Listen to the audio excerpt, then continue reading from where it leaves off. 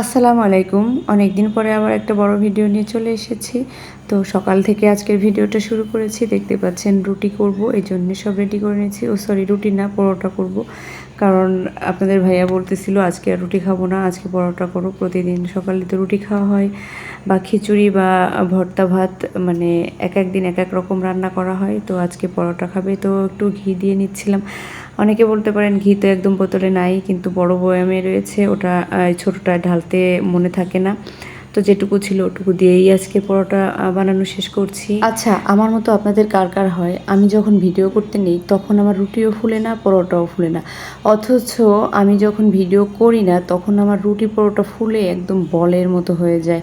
তো আমার সাথে কেন যেন এমন হয়, আমি কারোর সামনে আমার এই ফোলানো রুটি বা পরোটা দেখাতে পারি না, মানে খুব কম দেখানো হয়। আর এদিকে এই যে রাজ্যের বাবা বাসার সামনে থেকে মাছ নিয়ে এসেছিলো, ওটাই আমাদের খালা কেটে নিচ্ছে। আর মাছ ভর্তি ডিম ছিল, এই ভিডিওটা তো আমি আগেও একবার দিয়েছি, আপনাদের দেখিয়েছি। তো আমি চিচিঙ্গা দিয়ে এই মাছের ডিম দিয়ে ভাজি আমার কাছে অনেক পছন্দ লাগে। আমি চিচিঙ্গা আনতে বলেছি আপনাদের ভাইয়াকে, চিচিঙ্গা নিয়ে আসলে ভাজি করে খাওয়া হবে। আর এদিকে এই যে রুই মাছগুলো রান্না করে নিচ্ছি। তো এক চুলাতে তো রুই মাছ ভাজি বসিয়ে দিয়েছি, আর এক চুলাতে আমি বসিয়ে দিচ্ছি রুই মাছের যে তরকারিটা হবে ওটার যে মশলা কষিয়ে নিচ্ছি। তো আমি দেখতে পাচ্ছেন কি কি দিয়ে নিচ্ছি। আর সবাই আমরা জানি যে আমরা রেগুলার রান্নায় যা যা দিই ওই মশলাগুলো দিয়েই আমরা রান্না করে নিচ্ছি। আজকে রুই মাছটা রান্না করব হচ্ছে চাল কুমড়া দিয়ে, কারণ এখন গরম, একটু ঝোল ঝোল টাইপের খাবারই আমার কাছে বেশ ভালো লাগে। আর চাল কুমড়া, লাউ এই ধরনের খাবার তো আমার কাছে আরও বেশি ভালো লাগে।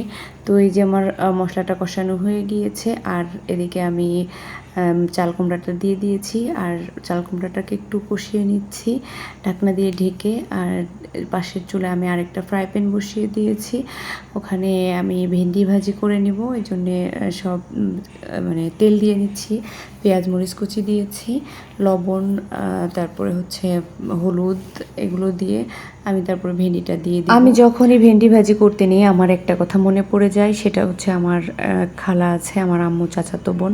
তো ওনার বাসা হচ্ছে চিটাগাংয়ে। ওই খালামণি আমাকে বারবার জিজ্ঞেস করে, মামনি তোমার ভেন্ডি ভাজিটা এত সুন্দর হয় কিভাবে, এত সবুজ থাকে কিভাবে। তো এই যে দেখতে পাচ্ছেন আমার চাল কুমড়াটা কষানো হয়ে গিয়েছে, এখন ঝোলের পানি দিয়ে দিয়েছি আর মাছগুলোও দিয়ে দিচ্ছি। এখন মাছগুলো দিয়ে কাঁচামরিচ দিয়ে দিয়েছি, এখন ঢাকনা দিয়ে ঢেকে রান্না করে নিব। তো অনেকে ভেন্ডি ভাজিতে লেবুর রস দেয় বা অনেক পদ্ধতি ব্যবহার করে, কিন্তু আমি কোনো পদ্ধতি ব্যবহার করি না, আমি সাধারণভাবেই ভেন্ডি ভাজি করে নিই। আর এদিকে রান্নার শেষে আপনাদের ভাইয়া আবার মুরগি নিয়ে এসেছে, এখন আমি গোসলের আগে মুরগিগুলো কেটে নিচ্ছি।